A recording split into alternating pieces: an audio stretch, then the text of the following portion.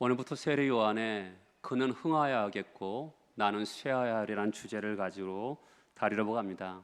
공동 번역 성경에 보면 그분은 더욱 커져야 되고 나는 작아져야 한다는 말씀입니다. 이 주제를 다루면서 저는 제 마음에 약간의 부담이 있습니다. 왜냐하면 오늘 본문의 내용은 우리 내면을 비추어 주는 내용이기 때문에 그렇습니다. 오늘 말씀을 통하여서 여러분과 저에게 주시는 말씀으로 받으면 참 좋겠습니다. 요한복음 3장을 다룰 때 요한복음 3장 안에 예수께서 주시는 우리에게 주시는 복을 우리가 풍요롭게 부유하게 누릴 수 있는 중요한 세 가지 영적 원리가 있습니다. 여러분이 잘 아시는 것처럼 첫 번째 원리는 거듭나야 된다라는 것입니다. 어머니 모태로부터 그대로 있으면 우리가 성도가 될 수 없어요. 그러니까 두 번 태어나야 되는 거죠. 어머니 모태에서 한 번 태어나고 성령으로 한 번 더 태어나야지만이 천국을 볼 수 있고 하나님 나라에 들어갈 수가 있게 되는 것입니다. 고린도전서에서 사도 바울이 말했듯이 거듭나지 아니하면 하나님의 말씀을 아무리 들어도 깨닫지 못합니다. 이해가 되지 않는 거죠. 왜요? 하나님 말씀은 영적인 말씀이기 때문에 우리가 영이 새로워져야지만이, 영이 거듭나야지만이 하나님 말씀이 이해되고 깨달아질 수 있는 것입니다. 사람은 반드시 성령 안에서 한 번 더 태어나야 되는 것이죠. 주님은 니고데모에게 토론을 하거나 어떤 논쟁을 하지 않습니다. 이 원리를 얘기해요. 내가 거듭나야 하리라. 이것은 매우 중요한 영적인 원리입니다. 중생하지 않으면 아무도 생명이 없습니다. 그리고 진리를 바르게 깨달을 수 없으며 예수께서 우리에게 주신 구원의 복락, 구원의 복, 구원의 즐거움을 누릴 수가 없는 거죠. 반드시 거듭나야 되는 것이죠. 거듭나면 생명이 있습니다. 거듭나면 말씀이 깨달아지고요. 거듭나면 구원의 즐거움, 구원의 복을 우리가 누릴 수가 있게 되는 것이죠. 두 번째 원리는 예수께서 반드시 십자가에 달려 죽으시고 부활하셔야지만이 우리에게 생명이 있는 것입니다. 요한복음 3장 14절에서 보면 예수님이 모세가 광야에서 뱀을 든 것 같이 인자도 들려야 하리라 이렇게 말씀하셨습니다. 생명은, 우리에게 주신 생명은 어디에 근거하냐면 예수님의 대속의 은혜에 근거합니다. 예수님께서 십자가에 달려 죽으셔야지만이 우리에게 생명이 주어지는 것입니다. 그래서 예수님의 죽음은 없었으면 좋았을 불행이거나 우연히 일어난 일이 아니라 만세전에 하나님께서 우리를 구원하시기 위한 하나님의 섭리이고 영적인 원리입니다. 우리를 대속하신 예수 그리스도의 죽음은 그런 의미가 있는 거죠. 우리에게 주신 생명은 근거가 어디 있습니까? 예수 그리스도의 십자가의 죽음과 부활에 있는 것이죠. 세 번째 원리를 살펴보면 오늘 읽은 요한복음 3장 30절에 보면 세례 요한은 예수님은 흥하고 우리는 쇠해야 된다는 것이죠. 예수님은 점점 커지고 우리는 점점 작아져야 된다는 영적인 원리를 제시하고 있는 것이죠. 예수님이 흥하는 것과 우리가 쇠하는 것은 동전의 양면과 같습니다. 예수님이 흥하면 내가 쇠하고요. 내가 쇠하면 예수님이 흥하게 됩니다. 이 둘은 반드시 같이 돌아가게 되어 있습니다. 이 원리는 앞에 두 원리, 거듭나야 한다, 예수님께서 십자가에서 죽으시고 부활하셔야지만 우리에게 생명이 주어진다는 원리처럼 여러분과 제가 예수님의 구원 그리고 그 구원이 가져오는 풍요를 깨달아 누릴 수 있는 반드시 필요한 원리인 거죠. 그러니까 예수님이 흥해야지만이 내가 쇠해야 된다는 것은 정말 합당한 것입니다. 대부분의 많은 사람들은 예수님이 흥하고 그럼 좋죠. 나도 흥하고. 다 둘 다 좋은 거 아니겠습니까? 보통 그것을 원하는데 실제로 사람들이 예수님께 복을 받고자 믿으려고 합니다. 그런데 우리 삶을 살다 보면 우리를 흥하게 하실 때가 있죠. 그렇죠? 왜 그렇죠? 우리에게 증거를 주시고 우리를 위로하시기 위해서 우리를 흥하게 하실 때가 있습니다.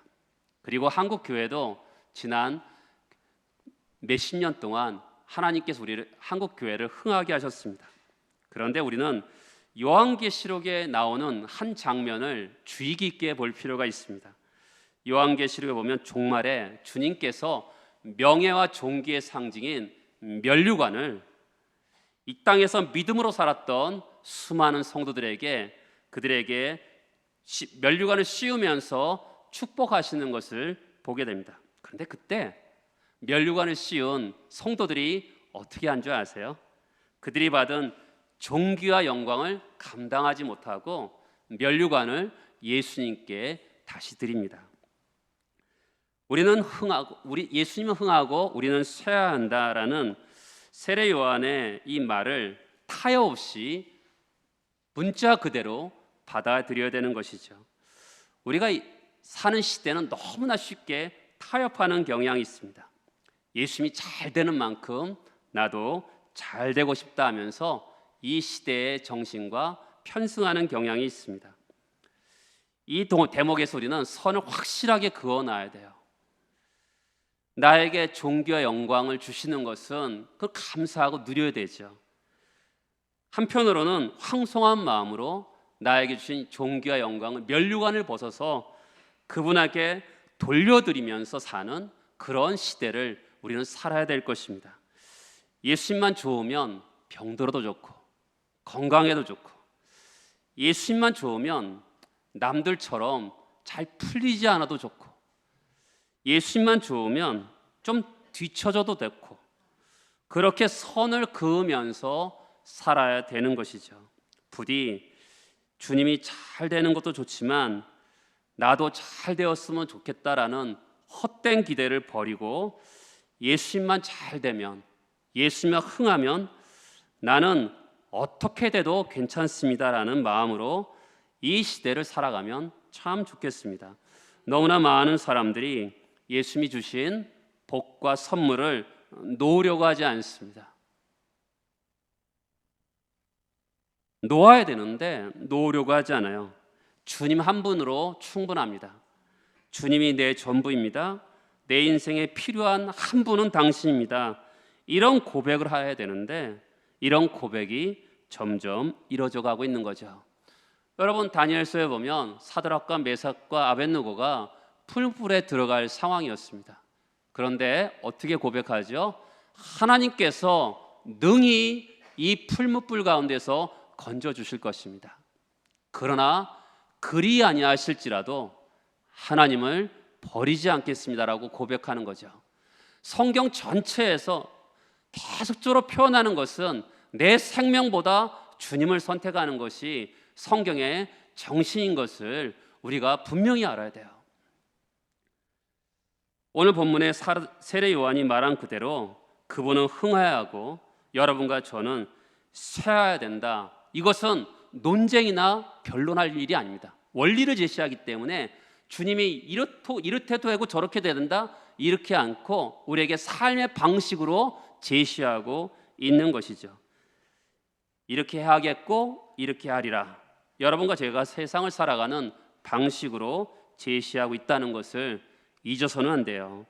여러분이 흥하면 예수님이 쇠하고요. 예수님이 흥하면 여러분과 제가 쇠해야 됩니다. 여러분과 제가 살아있으면요 예수님이 흥하는 것은 불가능합니다. 한쪽만 선택해야 돼요. 우리는 종종 양쪽을 선택하려고 하잖아요. 예수님도 흥하고 나도 흥하고. 성경은 그런 원리를 제시하지 않고요 한쪽만 선택하게 되어 있습니다. 예수님이 흥하면 나는 쇠하고 내가 흥하면 예수님이 쇠해지는 그런 원리, 그것을 잘 기억할 필요가 있는 것이죠. 그러니까 우리가 내려놓고 잃어버리고 포기하고 그렇게 주님을 믿어야 되는 것이죠. 주님 한 분만 좋으면 병들어도 괜찮습니다. 건강하면 감사하지만 병드는 것도 문제 없습니다. 나같이 허물 많은 자를 존귀하게 해주셨기에 이 땅을 살면서 가난해도 되고 부해도 상관없습니다. 여러분, 초대교회 성도들이 그렇게 살았잖아요. 그들이 존귀한 자가 되잖아요. 성도라는 게 존귀한 자가 되는 거거든요. 예수님을 믿어서 존귀한 자가 되고 하나님의 자녀가 되었기 때문에 그들은 예수님을 위해서 모든 재산을 다 내버릴 만큼 살았어요.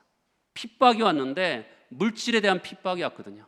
물질을 다 빼앗아 갔어요. 세금으로 다 빼앗아 갔어요. 왜요?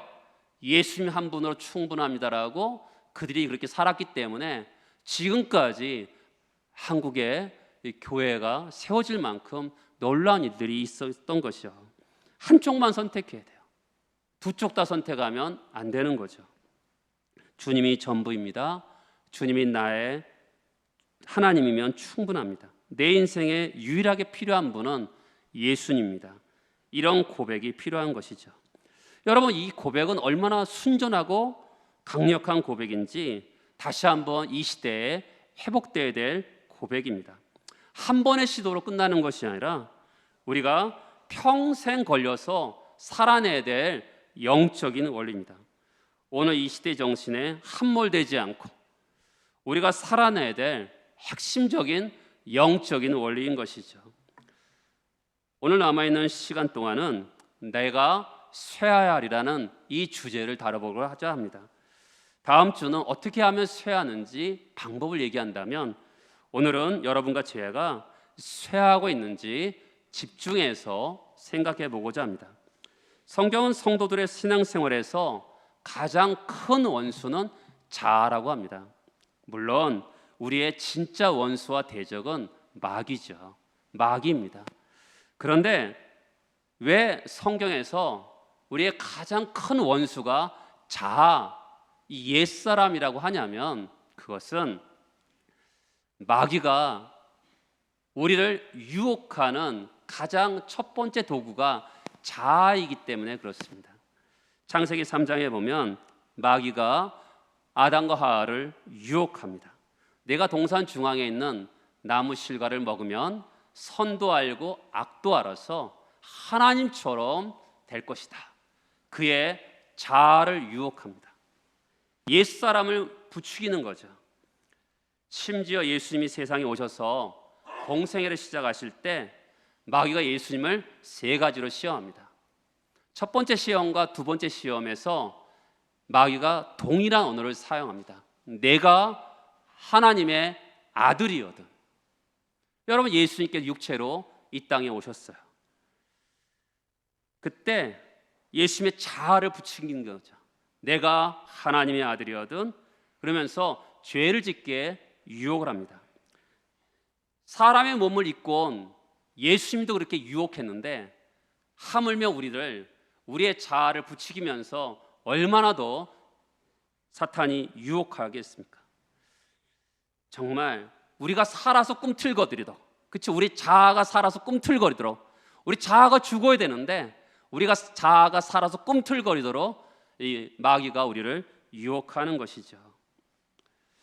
어지간히 예수를 잘 믿는다 하는 분 만나보면 간증이 많습니다. 그런데 그들과 오래 대화 나누다 보면 자아가 쇠지 않은 그런 부분을 느낄 때가 있어요. 은혜는 많이 받아서 간증은 넘치는데 자아가 죽지 못하는 그런 모습을 볼 때가 참 많습니다. 자아가 쇠해지는 것을 모르는 것이죠. 그런 면에서 자아가 쇠하는, 이 자아가 작아지는 것은 그 사람이 영적으로 건강한가, 바르게 신앙생활하는가의 영적인 표시라고 볼 수가 있는 것입니다. 교회를 바쁘게 많이 하는 게 중요한 게 아닙니다. 교회에 헌신해도 그 사람이 육체를 따라 교회를 할 수도 있고요. 그 다음에 자아가 전혀 깨트리지 않은 상태에서 자기 의지대로 육신에 속한 마음으로 열심을 낼 수가 있습니다. 두려움을 가져야 돼요. 교회를 할 때 정말 두려운 마음으로 일을 해야 되는 것입니다. 자아가 쇠하여져 있습니까? 자아가 쇠하여진다는 게 무엇인지 알고 있습니까? 여러분을 이 영적으로 건강하고 신앙적으로 바르게 성장하고 있는 것은 자아가 쇠하고 있는가를 통해서 알 수가 있는 것이죠. 그러면 자아가 쇠하여져 있는가, 이 세 가지 표시가 한번 생각해 보고자 합니다. 자아가 쇠하고 있다는 첫 번째 표시는 뭐냐면 자기의 부패, 악함, 무가치함, 자기의 추함을 본다라는 것입니다. 여러분, 자아가 쇠하는 사람들의 특징이 뭐라고요? 자기의 죄악, 자기의 부패함, 자기의 추함을 보는 사람입니다. 우리가 그런 자기의 추함과 부패함을 보지 못하면 자아가 쇠하지 않습니다. 사람은요, 자기의 신화를 만들어냅니다.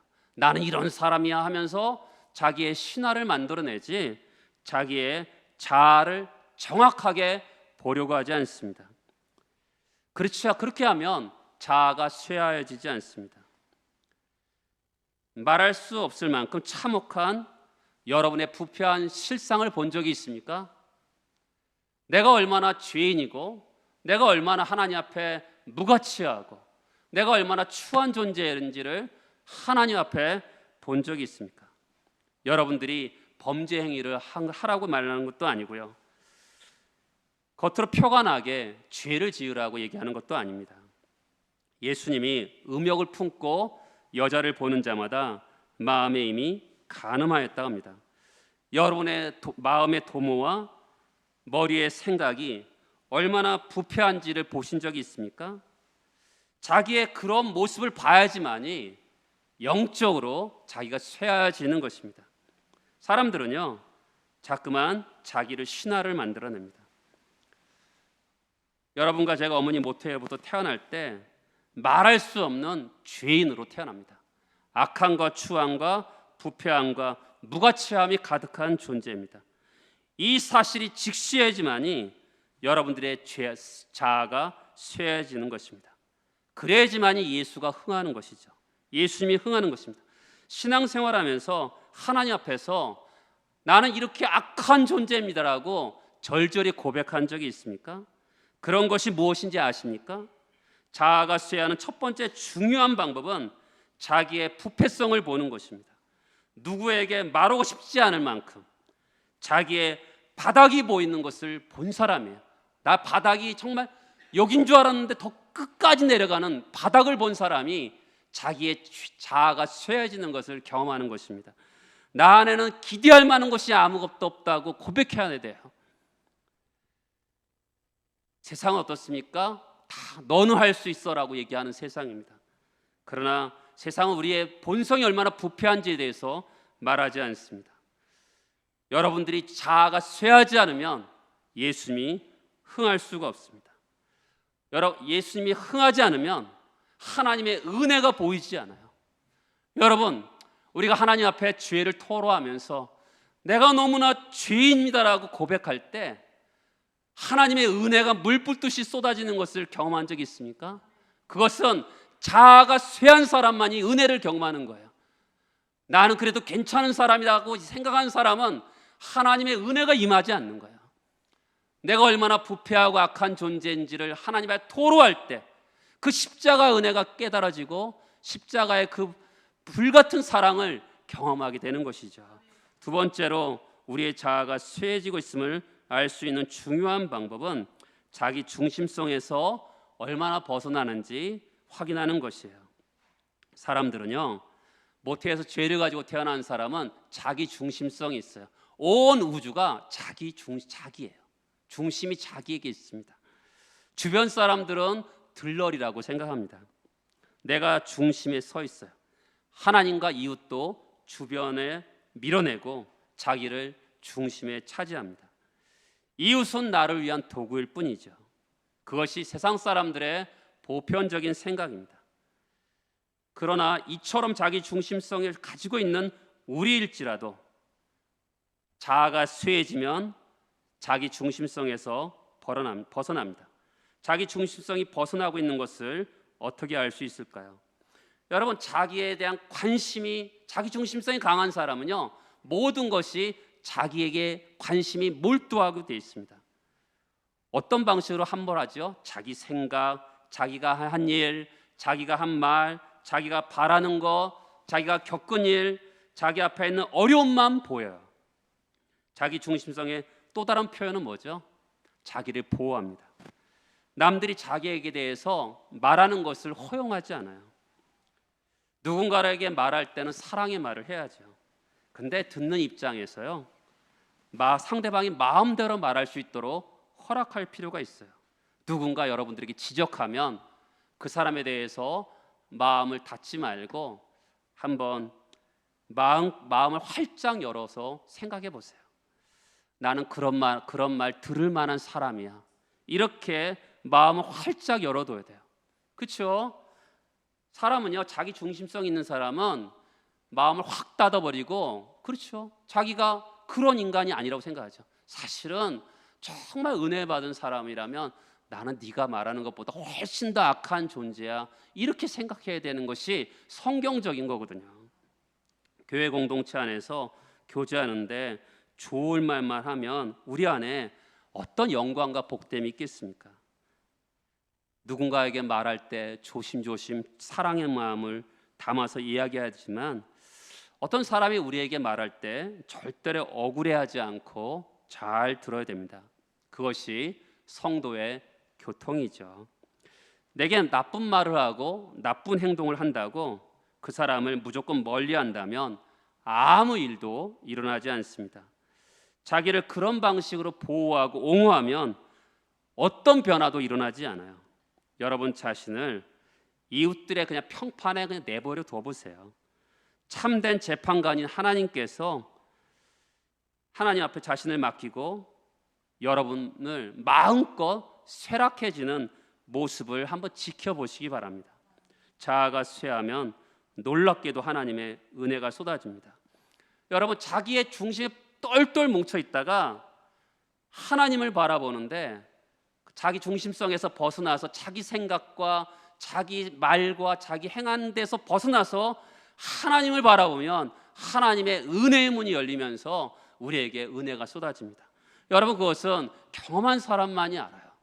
나에게 쏙 빠졌다가 하나님을 바라보면 정말 하나님이 그를 통해서 은혜의 문이 들어오는 것을 보게 됩니다. 하나님의 구원의 부유와 풍성이 정말 얼마나 큰지 느껴지게 돼요. 대부분의 사람들은 하나님의 사랑에 대해서 이야기하면 가슴으로 받아들이지 않습니다. 뭐 간증이 있어야지, 체험이 있어야지 하나님의 사랑을 느낀다고 생각합니다. 여러분, 그렇지 않아요. 자아가 쇠해지면 하나님의 사랑이 보여요. 왜요? 이 세상의 중심이 나에서 하나님으로 바뀌면 정말 하나님의 사랑이 느껴지고 정말 그렇게 돼요. 그것은 경험한 사람만이 아는 거예요. 자기 중심성에 사로잡혀서 세상의 평판에 민감하고 자기 방식으로 자기를 보호하려고 하기 때문에 하나님의 사랑이 느껴지지 않는 겁니다. 여러분, 하나님의 사랑이 얼마나 큰지 어떻게 느낄 수 있어요? 내 생각과 내 판단과 내 말과 행동을 몰두하면 하나님의 사랑이 보이겠습니까? 그렇지 않죠. 내가 이 세상의 중심이 아니고 하나님이 이 세상의 중심이고 그분 앞에 나의 모든 것을 내려놓고 그분을 바라볼 때, 그렇죠? 세상과 나는 간 곳 없고 오직 주만 볼 때 하나님의 사랑이 느껴지는 것이죠. 그때 은혜가 있는 거 아니겠습니까? 하나님이 우리에게 복 주시고 예배해 놓으신 것은 눈으로 본 적도 없고요, 귀로도 든 적도 없고 생각도 할 수 없을 만큼 풍성합니다. 그 부여는요, 믿는 자만이 경험하는 거예요. 그런데 왜 가슴이 와닿지 않습니까? 자기 중심성에 함몰되기 때문에 그래요. 하나님이 우리에게 주신 사랑의 부여가 무엇인지 가슴에 와닿지 않고 그냥 하나님이 사랑이다 이러면 문학적으로만 이해됩니다. 그런데 우리가 쇠해질 때 그것이 하나님의 은혜가 열리게 되는 것이죠. 그렇다면 여러분들이 잘 쇠하고 있는지, 자기 중심성에서 벗어나고 있는지를 어떻게 알 수 있을까요? 그것은 기도를 통해서 알 수가 있어요. 아이들이요, 엄마한테 엄마 사줘, 아빠 이것 줘, 이렇게 얘기하잖아요. 근데 아이들이 자라서 결혼하면 부모님의 사랑도 알고 감사를 표현할 수도 있지 않겠습니까? 그러면서 마찬가지죠. 우리가 자아 중심성에 벗어나면 어린아이처럼 늘 요청하는 기도를 하지 않습니다. 영적으로 성숙하고 자기 중심성이 변화되면 기도의 내용과 언어가 달라져요. 물론 기도의 가장 중심은 간구이기 때문에 간구하지만 이 비율이 달라지는 거죠. 여러분의 기도가 대부분 무엇으로 채워져 있는지 점검할 필요가 있어요. 하루에 수도 없이 기도한다 하지만 그 사람의 기도가 간구로만 되어 있다면 아직 영적인 어린아이라고 볼 수가 있는 거죠. 자기 중심성이 똘똘 뭉쳐 있는데 그 사람 아직 영적으로 어린아이라고 볼 수가 있는 거죠. 그러면 자기 중심성에서 조금씩 벗어나면 어떻게 되겠어요? 하나님의 사랑이 눈 떠지고 눈물이 흘려지게 되어 있습니다. 내가 쇠해지면 누가 살아요? 예수님이 살아나시죠. 우리 기도 속에서, 우리 신앙 속에서 주님이 살아나는 것입니다. 눈물이 맺히죠. 그렇죠? 왜요? 모든 것이 내 중심으로, 내 기도만 있다가 하나님 중심으로 생각해보고 이웃을 생각해볼 때 우리의 마음이 조금 더 하나님으로 팍 열리는 것을 경험하기 때문에 그렇습니다. 사랑하는 사람들 중에 어떤 분이 아픈 분이 있었어요. 근데 그분이 정말 기도를 많이 했어요. 믿는 자에게 구한 것은 받은 줄로 알라, 이렇게 했는데 왜 나에게 하나님이 응답하시지 않을까요? 이렇게 그 사람이 고민하게 되었습니다. 자아가 쇠해지는 세 번째 원리는요, 자기 의존성이 약해지고 하나님의 의존성이 강해지는 거예요. 죄인들의 가장 큰 특징이 뭐예요? 자아 의존성이죠. 왜 사람들이 돈을 벌어요? 왜 사람들이 명예를 얻습니까? 왜 사람들이 좋은 직장을 구하죠? 자기 의존성, 자기 충족성을 갖기 위해서 그래요. 왜요? 다 내가 주도로 살아가기 위한 거죠. 자기만을 의지하는 거예요. 근데 성도는 삶을 살아갈수록 자기 의존성이 낮아지고 하나님을 더 의지하는 거죠. 제가 아까 찬송했잖아요. 세월 지나갈수록 의지할 일이 주님뿐이다. 우리 찬송했잖아요. 제 찬송을 그렇게 이것 때문에 골랐거든요. 세월이 지나갈수록 의지할 분 그분뿐인 것이죠. 여러분, 예수 만나기 전에 어떻게 사셨어요?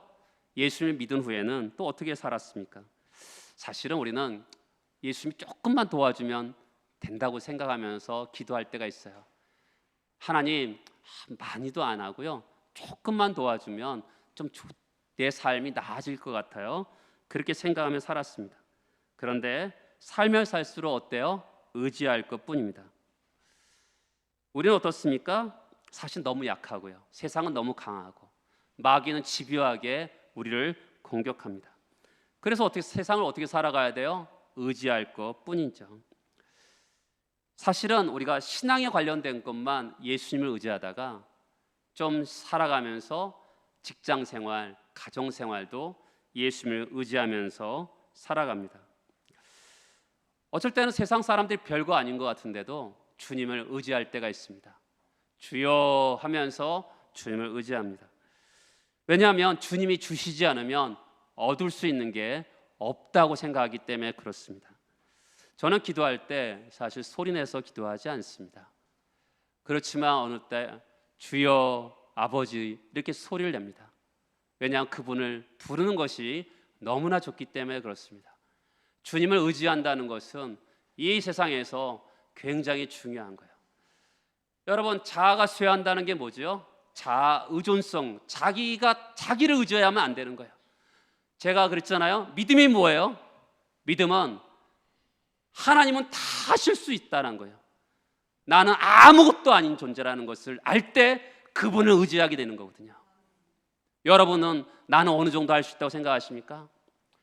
인생에서요, 가장 큰 일은요, 인간이 할 수 없어요. 그렇기 때문에 주님만이 나의 모든 것을 하실 수 있다고 고백하는 게 믿음이거든요. 그러니까 우리가 자아 의존성이 점점 줄어들고 하나님의 의존성이 점점 많아질 때 그 사람은 자아는 쇠해지고 주님은 흥황하게 되는 것이죠. 여러분이 쇠하고 지고 있다는 것을 어떻게 알죠? 주님을 동행하고 주님을 의지하는 거 보면 알 수 있어요. 여러분, 주님을 얼마나 필요로 하며 삽니까? 주님이 조금만 도와주면 된다고 생각하십니까? 스스로 얼마든지 나는 할 수 있는데 신앙인으로서 어떻게 내가 다 할 수 있다고 그래? 주님이 조금만 도와주면 되는데, 그러면 여러분의 자아는 아직 쇠하여지지 않은 것입니다.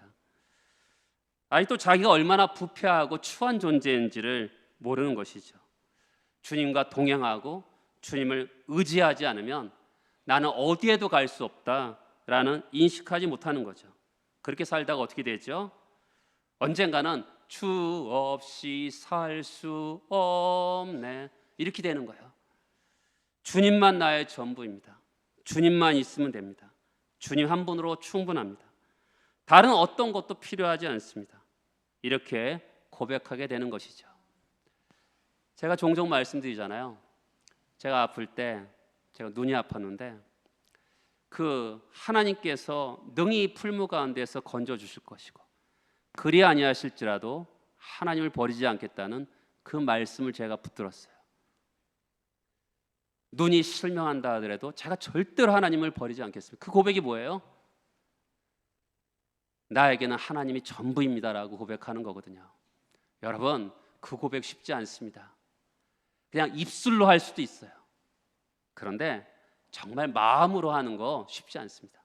하나님이 입술만 하는 거 모르시겠어요? 마음으로. 나에게는 정말 아무것도 필요 없고 주님만 필요합니다. 하나님은 그런 것을 원하실 때가 있어요. 정말입니다. 신앙생활할 때 하나님은 우리의 인생 가운데 속에서 그것을 원하실 때가 있어요.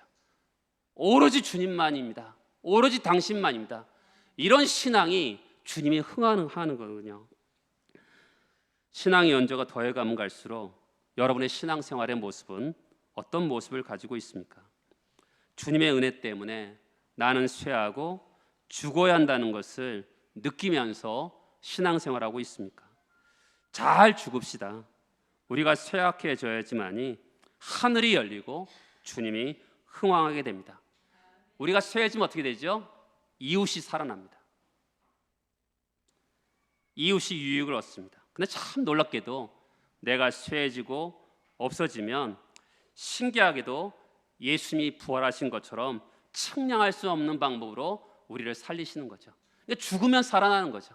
역설이 거기에 있습니다. 우리가 쇠해지면 주님이 흥황하면서 경건의 능력이 생기고 또 우리의 삶을 통해서 우리 이웃들이 복을 받게 되는 것이죠. 그런 영적인 원리, 우리가 쇠해지고 예수님이 흥황하는 그런 역사가 우리 모두에게 있기를 소망합니다. 다 같이 기도하도록 하겠습니다.